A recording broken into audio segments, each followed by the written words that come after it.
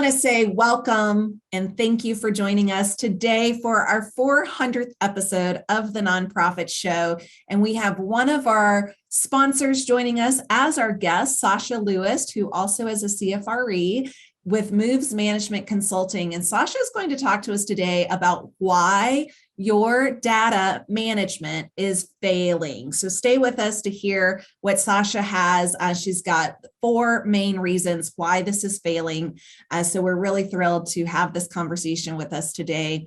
Thank you, Julia Patrick, for creating this wonderful platform. Julia is the CEO of the American Nonprofit Academy, and because of her, we are 400 episodes strong and continue to move into our 2022 calendar already. I'm Jarrett Ransom, so honored to continue to serve alongside you as the co-host. Hopefully she'll keep me for 400 more. I'm also the nonprofit nerd, CEO of the Raven Group, and really enjoy these conversations thanks to the continued support of our presenting sponsors. You see Moves Management there. That, of course, is Sasha Lewis's company. Many of these companies have been with us through these, almost now 2 years. We are really grateful to have their continued investment in the nonprofit sector and truly in these episodes. So without the continued support of our presenting sponsors, we would not have these thought leader conversations, again, at 400 strong. So Sasha, welcome and thanks for joining us today for this milestone episode. No, always exciting to be back, and even more so knowing that it is a milestone episode. Thanks for having me. It's really cool. Sasha, we knew you were part of our tribe. I had never met you. I think Jared had met you, and when you came on the Nonprofit Show, as sketchy as it was, and you made the comment, hey, ladies, we need to make data sexy again. And Jared and I freaked out because we thought that was one of the funniest things, but we thought it was true. And so we've loved what you've said. We've loved your tenor and your approach to some of these concepts. And so we thought when we would bring you back for the 400th episode, maybe to talk about this issue of why the management of your data is not working and failing, if you will. And so we've always thought of you as somebody who came at things with a different lens. And so we thought, wow, maybe you're the right one to have this discussion with.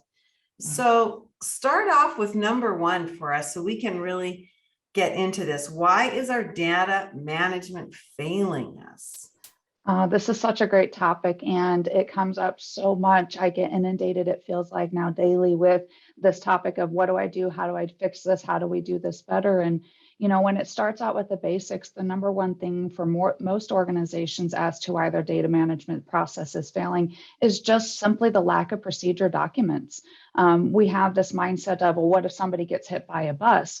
Well, I have now in the last 30 days, I know somebody from years before at a prior job that got hit by a bus. And I just talked to another person that 20 years ago got hit by a bus. So the expression has some truth to it. And so we need to have these things documented. Take your most basic thing, which is your gift entry procedure. If that is not a document that anybody can pick up at your organization, I don't care if it's a volunteer all the way up to your executive director, and be able to jump in and assist with gift entry during a high peak time, there's an issue with your organization. Your data management is started with your procedures, and those most basic ones, such as your gift entry, constituent updates.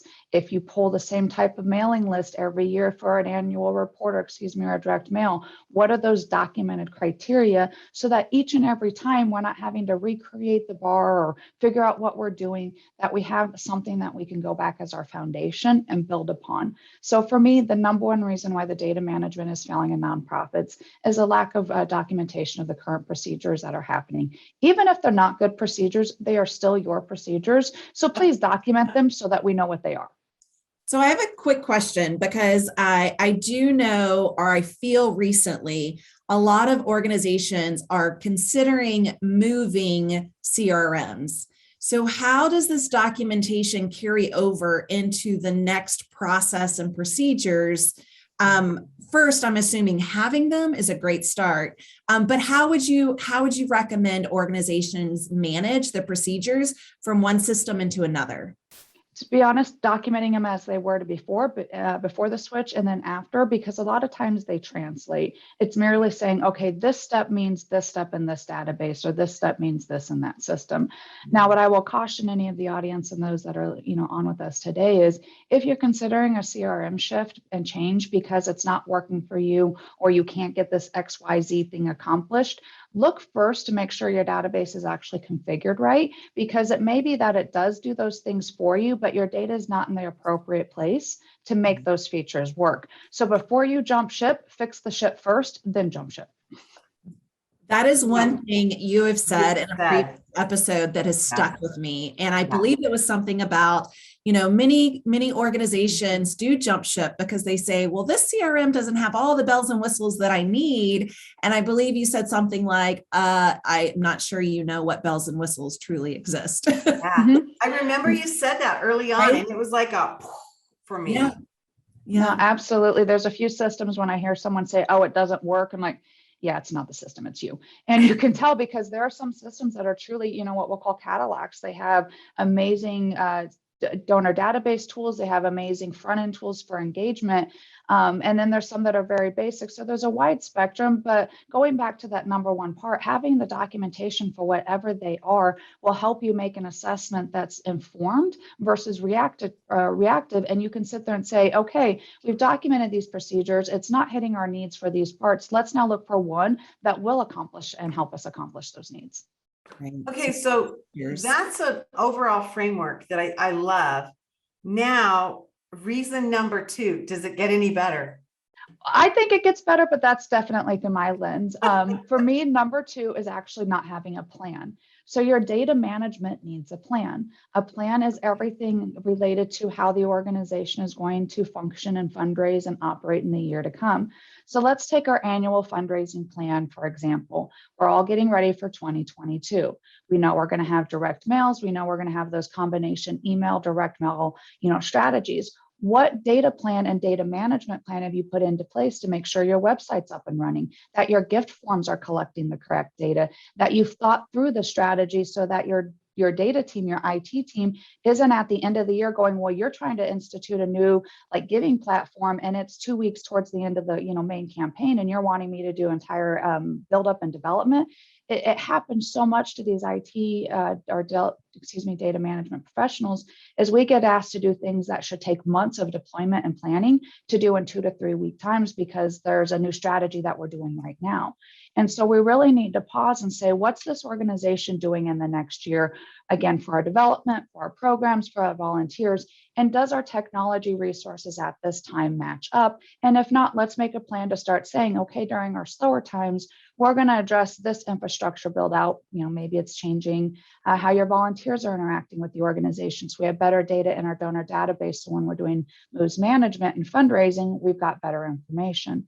But again, it's that thoughtful, intentional planning ahead versus just expecting your IT and data management team to just respond to whatever new idea came up that last week.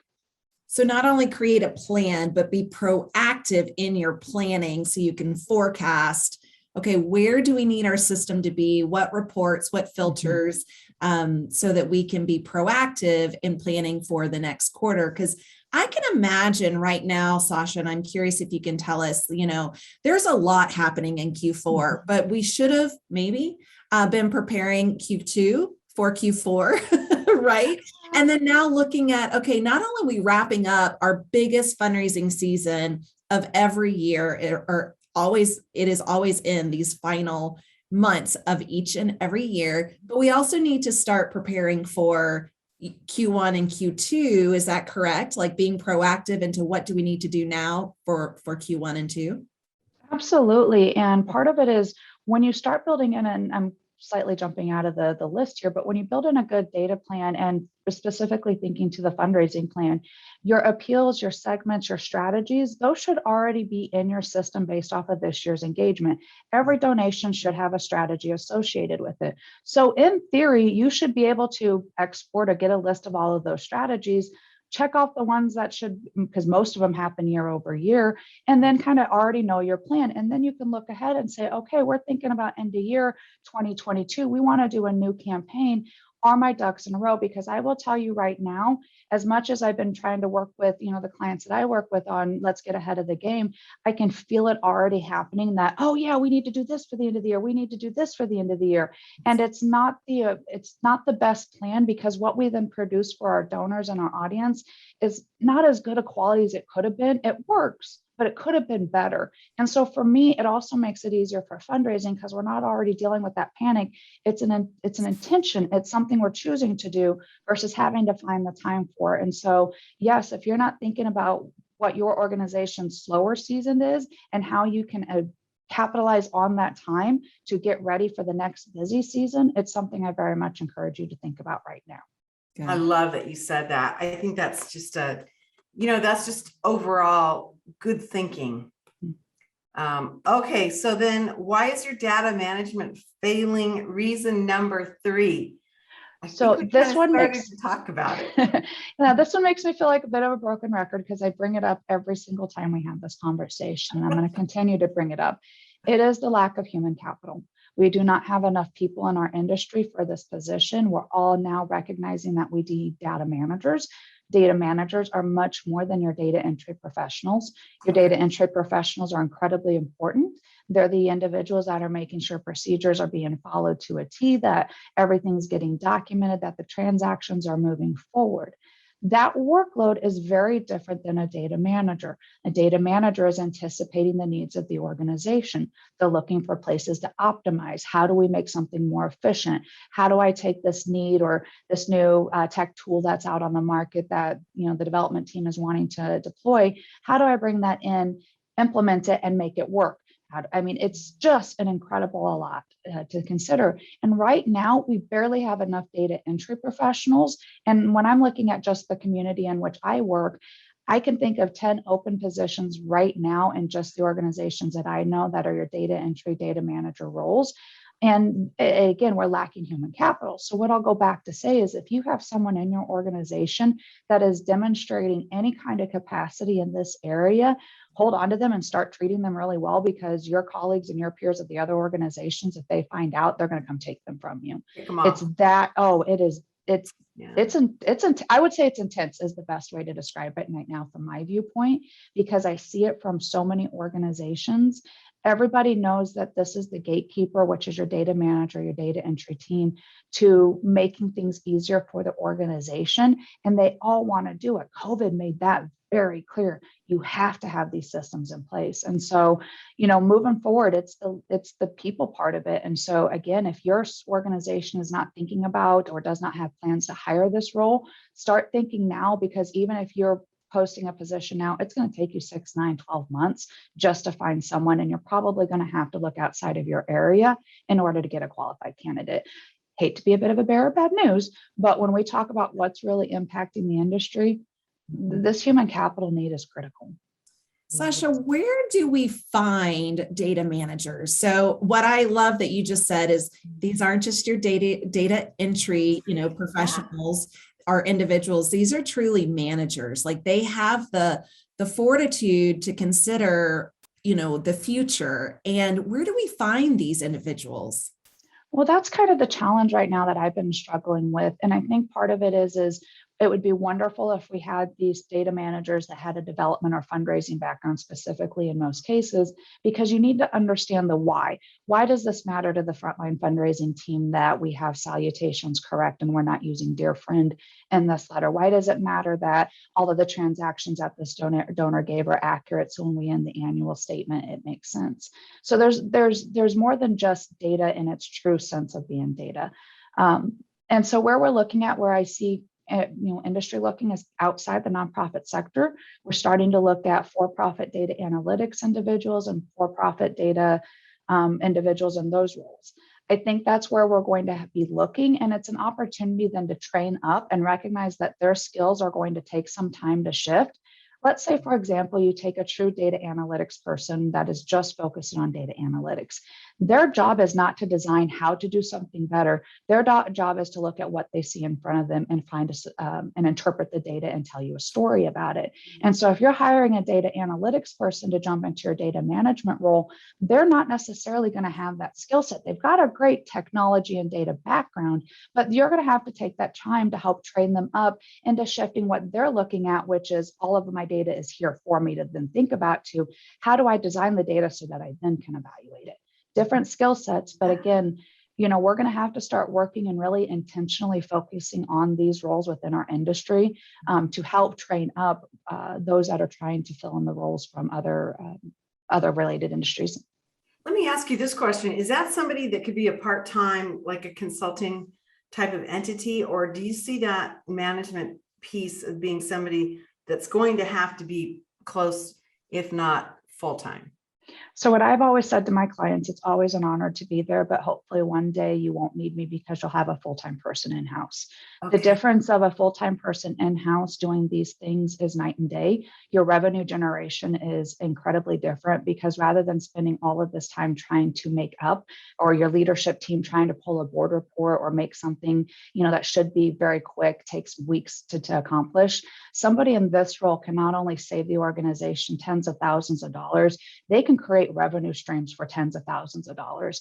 And so to me, one of the most important roles that you can plan for in your organization is this role, because it's not just about pulling a query or running a report. You're truly thinking through, how do I create engagement opportunities so that as donors are connecting with us, whether it's the website or at an event, that we have a data plan in place to work with them in today's world. Because, when I started 20 years ago, we didn't do all of this via email and phone calls. Now, majority of it is done that way because that's how our donors engage. That's how they connect. And so we have to have these tools in place.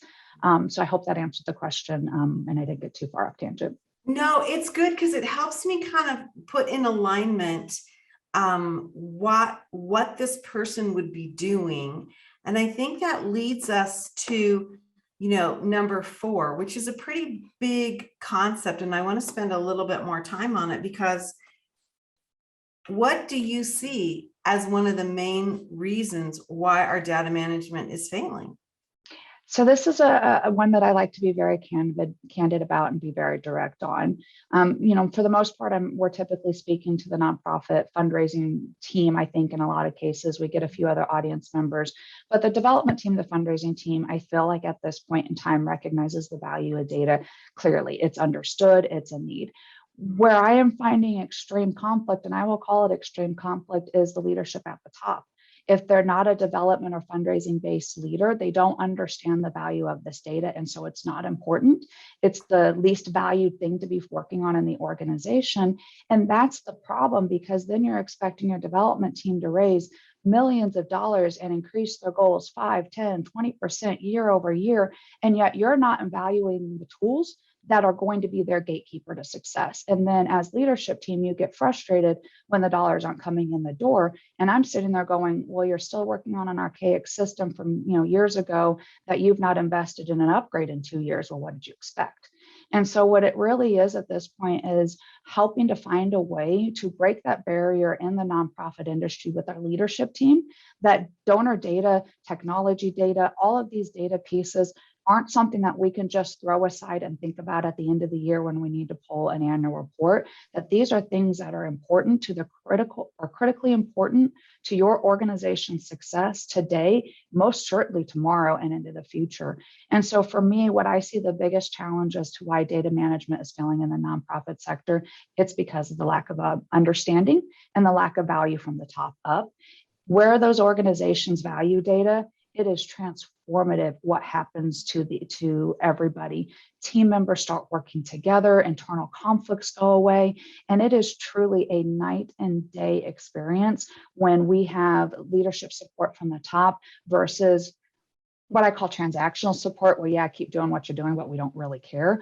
That's different. Like that leader that's in it, that's driving it and saying, everybody use the data, let's work together. I mean, they do It's amazing. Sorry, it's fun. Those are the fun organizations to work with because they're working for challenges. And when they come up with a data challenge, it's not something that stops everybody from moving. It's, oh, all right, what do we do and how do we fix this? And what tool can we, uncover now that's going to give us something even greater to work with?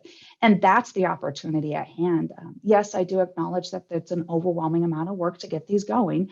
But when you get past that part, it is really, really fun and really cool what happens from a data perspective, from what you can do from a donor engagement standpoint, the reports that come out. I mean, one of the coolest things I love, through the work that I do is when we can turn on like a board report, metrics report that's on demand and nobody has to work for it. And at like seconds, they can go in and there's your board report and you don't even have to ever run your numbers. And because you've audited them, they're matching up. And like, people start to love their job again. This is a very challenging role and we do a lot for sometimes not a lot of recognition. And so if we can take away this angst that is truly surrounded in our data and make the data sexy in the sense that it's something that we value and it's fun and we're excited to use it, you can transform your organization in so many ways. And the revenue dollars it is a clear indicator of you can impact your dollars by changing your data structure and putting a focus in on data management. I have seen organizations truly go from good to great because of them really knowing their data and using their data. I see all too often, Sasha, where, I might be doing a development assessment and I'll say, well, give me the last 3 years of numbers for X, Y, and Z reports. And they're like, well, we don't have that. So clearly they're not using their data. They're not entering it. There's no manager. And one of your previous episodes, you also said, and it comes back to your number 3, the lack of human capital, is that oftentimes we place this role on someone and we just say, here you go, here's the manual from the company, have at it. And we don't invest in that training and the true, knowledge that this individual needs because perhaps number 4, it's not valued at that leadership level. It's not valued at the top. And therefore there's no investment of training and knowledge to truly utilize this. I wanted to ask you, if we are experiencing this lack of human capital, and that's the truth across the nation right now with almost any industry and any sector, is this data management role? I know we said, a consultant could absolutely come in. Is this something that we could really bring someone on board in a remote position? So they could be with us full time, but they don't necessarily have to be in our local community. Is that an option right now as we consider, utilizing those professionals that truly are data managers? Is that possible? Absolutely, honestly. If they're not doing your straight gift entry or you're able to work through, the deposit process, that data manager is a high level thinker. They can join meetings via Zoom. In fact, it's what I do quite a bit with my clients is I serve as their data manager. I'm there to sit in on interviews with other, when they're trying to fill these positions. I sit in leadership team meetings to talk about strategy. And so the answer is yes. I will still always say, eventually fire your consultant and hire somebody full time because that is still 99% of the time the best option. But no, having someone remote, having a leader, if you're able to find a consultant that's able to support you, absolutely, because even that difference of just a few hours a month of a thought partner in this field can have dramatic differences on your organization. To go back briefly, and I know we're running out of time, we talked about that value of the data plan and what we're doing. I also go back to that value of leadership and recognizing the need for a plan and what their data is, because we also need to reevaluate, are the procedures that we've inherited accurate? I think I've shared before, I worked with a client where within the first setting down time of working together, we identified a procedure that took them 4 business days a month to accomplish. This was inherited by them. It was something that they'd been doing for, I think, 6 years. Prior to that, it was done for many years because that was the inherited procedure. And knowing the system that we are using, I was able to very quickly realize and say, well, there's actually a built-in tool for that. And now it's like a 20-minute process a month. So we went from 4 business days to 20 minutes in a month. that's a cost savings.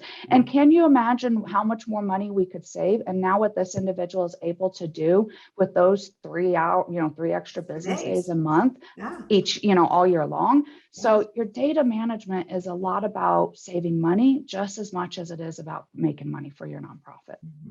Wow. Amazing. We have a guest coming on in a couple of weeks, and he is from a national CPA firm. And he said, Julia, one of my things I think is we need to start looking at ourselves in the nonprofit sector as technology businesses. And if we can start to think that way, we will change the way we serve our clients, the way we communicate with our donors, the way we work with our staff, because that is where we are going, or it's where we have been on that trajectory.